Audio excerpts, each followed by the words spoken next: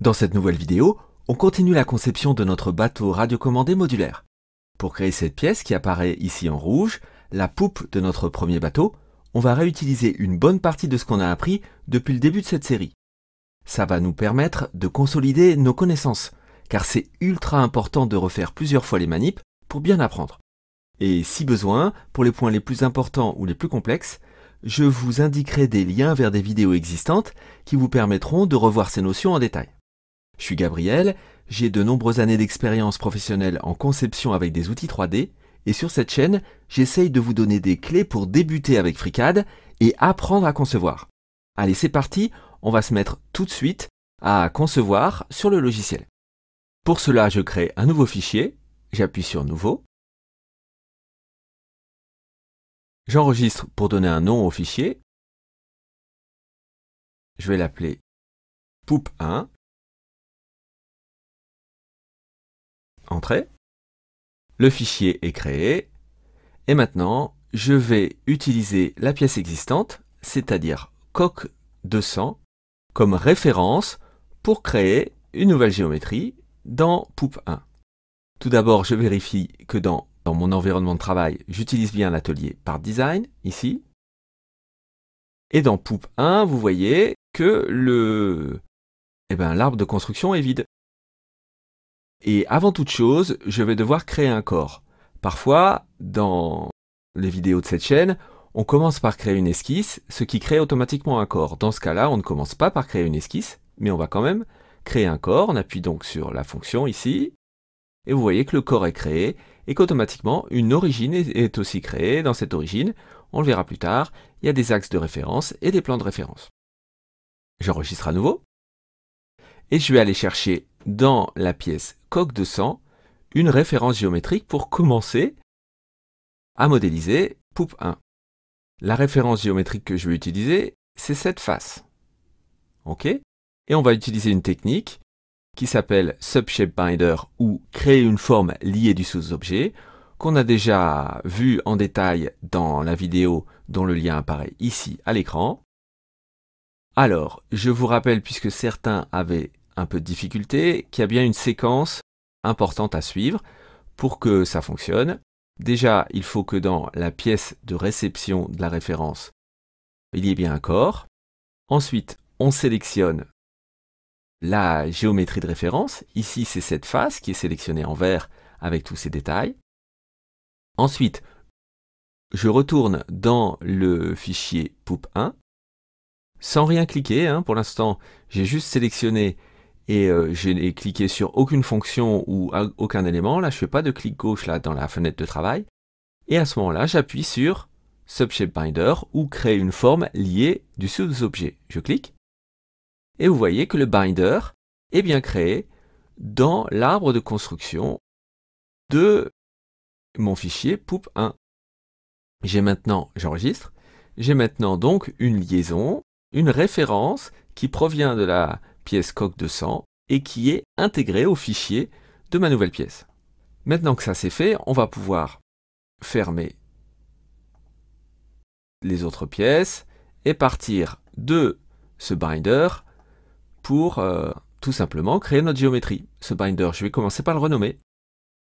Je vais le renommer et je vais l'appeler ref géométrique, allez, coque 200. Pour me souvenir que les références géométriques viennent bien de cette pièce d'origine. Et maintenant, je vais plus classiquement commencer à créer une esquisse. Donc je vais ici dans la fonction créer une esquisse.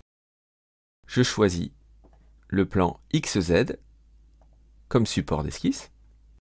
Et je vais utiliser cette fonction qui s'appelle créer une géométrie externe et qui me permet en fait d'utiliser des éléments géométriques existants, en l'occurrence des éléments géométriques de mon binder, pour créer mon esquisse. Donc j'ai sélectionné cette fonction et je vais sélectionner une arête ici et une arête ici. Voilà, ça suffit largement. Donc clic droit pour sortir de la fonction de récupération de référence géométrique. Et maintenant, je vais utiliser pour tracer mon profil créer une polyligne. On l'a déjà fait plusieurs fois. Vous voyez que si je m'approche ici de ce point, le système va me proposer une coïncidence avec le point central. Coïncidence, c'est ce symbole, hein. Coïncidence, voilà. Et je vais faire la même chose ici, coïncidence avec le point existant. Ensuite, coïncidence avec ce point. Pour l'instant, le mode polyligne m'a permis de créer des segments, mais si j'appuie sur M, ça aussi on l'a déjà vu plusieurs fois, si j'appuie sur M, ça me permet de changer de mode de tracé, et en l'occurrence, je voudrais pouvoir tracer un arc de cercle. Très bien, c'est ce que je voulais. Maintenant, je vais mettre le deuxième point de mon arc de cercle coïncident avec ce point de référence. Vous voyez, on m'affiche la coïncidence, parfait. Le point suivant, je veux qu'il soit point sur axe avec point sur objet avec cet axe, voilà. Et je vais terminer mon profil en essayant d'être coïncident avec le point de départ. Voilà. Et vous voyez que très rapidement, j'ai créé un profil qui est entièrement contraint. Clic droit pour sortir de la fonction polyligne. Entièrement contraint, tout est vert et j'ai bien un profil qui m'a l'air fermé. On va voir s'il y a une erreur ou pas, mais je pense que c'est bon. Je peux maintenant fermer, sortir de l'esquisse, renommer cette esquisse.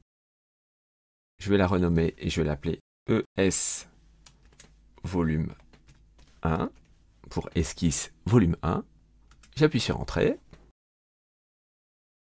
Je peux sélectionner ici mon binder et appuyer sur la touche espace de mon clavier. Ça me cache, en fait, ça ne supprime pas le binder, mais ça le cache, hein, ce qui me permet d'avoir une meilleure visibilité de ce que je fais. Je sélectionne l'esquisse et je demande une protrusion. La protrusion qui est affichée au départ fait 10 mm, mais moi je veux une protrusion de 100 mm. Donc je vais ici, j'appuie sur 100, OK, et voilà, première protrusion réalisée. Je vais renommer cette protrusion et je vais l'appeler volume 1. Le fait de renommer, ça me permettra dans un mois ou dans 6 mois, quand je voudrais modifier cette pièce, cette modélisation, de me retrouver dans l'arbre de construction. Ça sera beaucoup plus clair dans mon esprit. J'enregistre. Et maintenant, étape suivante, je vais essayer de faire une découpe dans ce volume. Pour ça, je crée une nouvelle esquisse. Ici, créer une esquisse. Je sélectionne ce plan. Et je vais appuyer sur cette icône, vue de la section, qui me permet de visualiser en fait mon plan d'esquisse sans être gêné par les géométries déjà créées de la pièce. Comme tout à l'heure, je vais créer des géométries externes comme référence. Je choisis par exemple cette esquisse, cette arête et cette arête. Ça suffit largement. Clic droit pour sortir. Et je vais faire une polyline, une polyligne. Voilà. Je pars de ce point. Coïncidence. Je fais un segment envoyé point sur objet et également vertical. On voit les petits symboles de contrainte qui apparaissent quand je m'approche de la bonne géométrie. Ici, quand je m'approche de l'horizontale, le petit symbole horizontal apparaît. Ici, point sur objet apparaît. Et ici, coïncidence avec le point existant apparaît. Et horizontalité, voilà. Si vous avez des difficultés à vous y retrouver dans les contraintes, ici, il y a un lien qui apparaît sur une vidéo toute récente où je parle des contraintes et des petites astuces permettant de mieux maîtriser ce domaine hyper important de la confection de vos esquisses. Voilà, j'ai un profil qui a l'air fermé, mais maintenant, je vais rajouter quelques contraintes dimensionnelles pour que les dimensions correspondent à ce que je souhaite faire. Je vais déjà sélectionner ce point et demander une contrainte dimensionnelle verticale. On va demander 50 mm. Ensuite, je vais sélectionner ce segment et je vais demander une contrainte angulaire. 60 degrés, entrée. Ensuite, je vais sélectionner ce point et ce point. Et je vais demander encore une contrainte de longueur, mais cette fois-ci horizontale. Et on va mettre 40 mm. Parfait. Vous voyez que mon esquisse est entièrement contrainte. Je peux fermer. Et mon esquisse, je vais la retrouver ici. Je renomme mon esquisse, toujours pour des questions de clarification. Et je vais l'appeler ES découpe arrière. Entrée. Je sélectionne cette esquisse et cette fois-ci je vais demander une cavité pour enlever de la matière. Vous voyez que dans mon aperçu maintenant, pourtant on est censé avoir une cavité de 5 mm, mais rien n'apparaît. Pourtant il y a aussi des arêtes, donc il y a quelque chose qui s'est passé. En fait là le système est en train d'essayer d'enlever de la matière dans le mauvais sens. Et donc pour retrouver le bon sens, j'appuie ici sur inverser. Et vous voyez que cette fois-ci, il y a bien 5 mm de matière qui ont été enlevés. Moi, je ne veux pas enlever 5 mm de matière seulement. Je veux aller sur toute la longueur, toute la profondeur de ma pièce. Donc là, je vais demander à travers tout, comme type de contrôle de la profondeur, de découpe, à travers tout. Et effectivement, vous voyez, l'aperçu me convient. Parfait. J'appuie sur OK. La découpe est pas mal, mais je vais enregistrer. Je vais aussi renommer la découpe. On va l'appeler découpe arrière. Donc elle est pas mal cette découpe. Mais là, je voudrais un congé. Je voudrais que ce soit arrondi, qu'il n'y ait pas une arête ici, mais plutôt un arrondi. Deux manières de le faire. Soit sélectionner l'arête et faire un congé, mais ça, je préfère le faire à la fin. Ou alors, je peux modifier l'esquisse. Je double-clique dans l'esquisse qui s'appelle esquisse découpe arrière. Et je vais utiliser une fonction ici qui permet de faire des congés d'esquisse. Alors il y a deux types, soit congé d'esquisse, soit congé d'esquisse préservant les contraintes. C'est ce que je préfère utiliser, moi, parce que ça conserve le point de référence qui est ici, c'est toujours plus pratique. Voilà, je sélectionne cette fonction, je sélectionne un premier segment, le segment suivant, et le logiciel me calcule un congé avec une tangence entre cet arc de cercle et ce segment, et puis une tangence entre cet arc de cercle et ce segment. C'est parfait, clic droit pour sortir de cette fonction, je sélectionne l'arc de cercle, je demande ici une contrainte de rayon, et je demande 20 mm. 20 mm, ok. Voilà. Là, l'esquisse est entièrement contrainte, donc je ferme. Et voilà, l'esquisse, la cavité pardon, a été mise à jour, et la découpe reprend bien ce profil arrondi que je souhaitais faire. Parfait, j'enregistre. Étape suivante, je vais essayer d'ajouter une partie, si je me mets vue de dessus, voilà, je vais essayer d'ajouter une partie arrondie ici, qui suit les profils existants, c'est-à-dire avec cet angle-là, vu de l'arrière, ou vu de l'avant, il y a un angle ici, donc je voudrais dessiner une esquisse sur ce plan. Par contre, une des bonnes pratiques, en tout cas à l'heure actuelle, avant la sortie prochaine d'une nouvelle version améliorée de FreeCAD, la bonne pratique, c'est d'utiliser un plan de référence pour tracer cette esquisse. Alors comment on fait un plan de référence? Vous vous souvenez que ici, on a l'origine qui a été créée en même temps que le corps.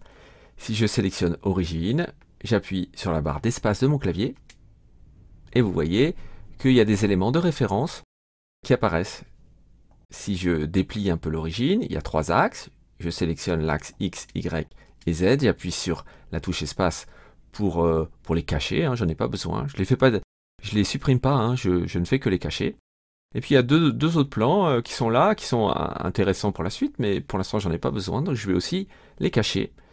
C'est ce plan-là, horizontal, je le cache, pas besoin. Et puis le plan YZ, celui-là, voilà, je le cache, j'en ai pas besoin. Je garde seulement le plan XZ. Et ce plan XZ, je vais m'en servir pour créer un nouveau plan de référence, qui sera parallèle à XZ. Pour ça, je sélectionne XZ, ici, ou ici, dans l'arbre. J'appuie sur créer un plan de référence. Et vous voyez qu'il y a un plan en jaune qui a été créé, qui est pour l'instant confondu avec XZ. Si je veux décaler le plan tout en le laissant parallèle, je peux ici augmenter la valeur de décalage de l'ancrage. Là, j'ai mis 11 mm, je peux encore augmenter pour que ça se voit mieux, voilà. Là, j'ai mis 18 mm, et vous voyez que ça me crée un plan qui est parallèle au plan de base, mais décalé. Par contre, 19 mm, clairement pas la bonne valeur. Et je me souviens plus trop de la profondeur de protrusion que j'avais choisie ici. Plutôt que de taper la bonne profondeur de protrusion en revenant en arrière, je vais faire quelque chose de plus intelligent et qui me permet aussi de s'adapter aux modifications futures de mon modèle. Si dans le futur je change la profondeur de protrusion, eh bien mon plan restera toujours collé à cette face. Alors comment je fais ça? Ici, je peux aller chercher ce petit rond bleu là, bleuté, qui s'appelle Entrer une expression, et ça m'ouvre une petite fenêtre. Dans cette fenêtre, plutôt que de taper directement 18 mm, je peux effacer ça et essayer de taper le nom du volume qui est là. On va en fait lier le décalage du plan jaune à un paramètre de ce volume. Comment s'appelait ce volume déjà? Eh bien, si on revient dans Modèle, ici, je change d'onglet. Ce volume, je l'avais appelé volume 1. Donc, on va taper ça, volume 1. Et vous voyez, je commence à taper volume et le système me propose deux éléments. Un élément qui est ES volume 1, c'est l'esquisse. Et un élément qui s'appelle volume 1, qui est bien le volume en lui-même. Donc c'est ça que je sélectionne. Vous voyez, je sélectionne. Il me met la syntaxe qui va bien. Et si je sélectionne volume 1 ici, vous voyez qu'il y a un petit paramètre dans volume 1 qui s'appelle length, qui est ici à 100 mm et qui est en fait la longueur de protrusion de mon esquisse pour créer le volume. Donc je tape L majuscule, parce que vous voyez que là, le paramètre, il a bien un nom avec une majuscule, EN, et le système me propose deux choses, length et length 2. Length 2, c'est un cas particulier qui n'est pas utilisé ici, mais c'est bien length, c'est le paramètre length que je vais retrouver, donc c'est ça que je sélectionne ici, et le système a bien calculé 100 mm. J'appuie ici, je reviens dans Tâches, j'appuie sur OK, et voilà. Vous voyez que on a bien un plan qui est maintenant un plan de référence coïncident avec cette face. C'est ce que je voulais. Bien sûr, si vous voulez voir plus en détail comment on crée un plan de référence simple ou complexe, eh ben, il y a une petite vidéo qui parle de ça en détail et que vous pouvez voir en cliquant sur le lien qui apparaît en haut de votre écran. J'appuie sur OK pour sortir de ma tâche. Voilà. Et j'ai bien un datum plane, ou un plan de référence que je vais renommer. Clic droit, renommer. Je vais l'appeler plan ref arrondi. Vous verrez pourquoi arrondi. Et bien maintenant, les deux plans là, je vais les masquer. Donc je sélectionne XZ plane, barre d'espace, et plan de référence arrondi, barre d'espace. Je ne vois plus mes plans. Par contre, je peux quand même les sélectionner. Donc je vais sélectionner plan de référence arrondi. Puis, je vais aller chercher la fonction créer une esquisse. Et donc, comme j'ai sélectionné un plan, eh bien, automatiquement, le support de ma nouvelle esquisse est le plan que je venais de sélectionner. Et donc, je suis directement dans le bon plan. Je vais continuer comme tout à l'heure. On ne change pas une équipe qui gagne. Créer une géométrie externe. Je vais sélectionner, par exemple, cette arête et cette arête. Voilà, clic droit pour sortir de la fonction. Et je vais prendre polyligne. Ça aussi, ça marche bien. Alors, coïncidence avec ce point de référence. point sur objet avec cette arête. Segment vertical et point sur objet. Vous voyez, j'utilise les contraintes semi-automatiques. Hein. C'est quand même pratique, ça va vite. Coïncidence. Il suffit de s'appliquer au moment où on pose son point. Et coïncidence avec le dernier point. Parfait. Clic droit pour sortir. Clic droit une deuxième fois. Voilà. Il suffit maintenant que je contraigne en longueur ce segment. Par exemple, on sélectionne contrainte de largeur et on va choisir 60 mm. Voilà. Qu'est-ce qu'on a maintenant? Eh bien, on a une esquisse entièrement contrainte, toute verte. Je ferme. Je renomme. On va l'appeler esquisse arrondie. Super. Entrée. Voilà. Et cette esquisse arrondie, je la sélectionne et je choisis la fonction révolution pour créer de la matière. Cette fois-ci, ce n'est pas une protrusion, c'est une révolution. Voyons ce que le programme me propose. Alors, il me crée un gros donut, hein, mais c'est pas exactement ce que je veux, ça me plaît pas. Ça me plaît pas. En fait, il a choisi un axe d'esquisse verticale. Je connais pas cet axe, mais moi je voudrais plutôt choisir moi-même l'axe qui va me permettre de faire la rotation. Et cet axe, c'est plutôt cette arête de mon esquisse. Vous voyez, je m'approche, ça devient jaune, donc je peux cliquer. Et là, c'est quelque chose qui est plus proche de ce que je veux. Mais c'est toujours pas bon, puisque là, l'aperçu, il me montre une rotation, une révolution sur 360 degrés, alors que moi, j'ai besoin que de 90 degrés. Donc je change cet élément, 90 degrés, clic gauche dans la fenêtre de travail, et je vois que là, c'est exactement ce que je voulais faire. J'ai donc bien un quart de révolution, ça me suffit largement, c'est ça que je veux. J'appuie sur OK. Vu de l'arrière, vous voyez, ça suit bien la courbe ici, et puis si je me réoriente comme ça, oui, ça suit bien toujours la courbe, c'est homogène, c'est ce que je voulais faire, c'est parfait. Par contre, il y a quelque chose, je vais quand même renommer là, voilà, clic droit, renommer, on va l'appeler arrondi, entrée. Quelque chose qui me gêne un petit peu. Qui me gêne un petit peu, c'est le fait que, vous voyez, cette face et cette face sont dans le même plan. Et pourtant, il y a une arête qui sépare les deux. On pourrait avoir une seule surface. Même chose ici. Cette face et cette face sont dans le même plan. Et pourtant, il y a une arête qui les sépare, alors qu'on pourrait avoir une seule référence, une seule surface, pardon. Et bien en fait, il y a un petit élément qui apparaît ici. Si je sélectionne arrondi, vous voyez, il y a un petit paramètre qui s'appelle Refine et qui est réglé sur False.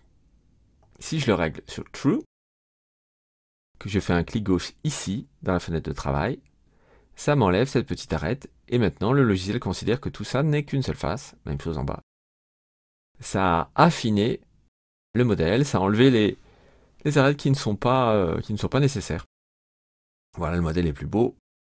Il y a une petite vidéo qui explique ça très bien et qui vous permet de faire un réglage dans FreeCAD pour avoir ça automatiquement sans avoir à le faire à chaque opération. Allez, j'enregistre et je continue. Il me reste par exemple à faire, entre autres, le fait de combler ici ce volume. Alors pour ça, on pourrait créer un plan de référence ici, coïncident avec cette face, puis créer une esquisse, puis faire une protrusion. Mais je vais faire quelque chose de plus simple. Je sélectionne la face, ici, et je demande directement une protrusion. Qu'est-ce que ça fait? Eh bien, ça me crée ce que je voulais.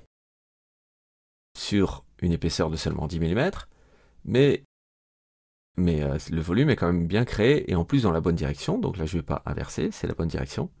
Par contre, plutôt que d'indiquer 10 mm, je ne connais pas exactement la longueur entre ce point et ce point, mais je peux par contre demander de faire une protrusion jusqu'à la face. Ici, je sélectionne jusqu'à la face, je clique sur cette face, et voilà. La protrusion va se faire jusqu'à la face que j'ai désignée. J'appuie sur OK. On va appeler ce volume volume 2.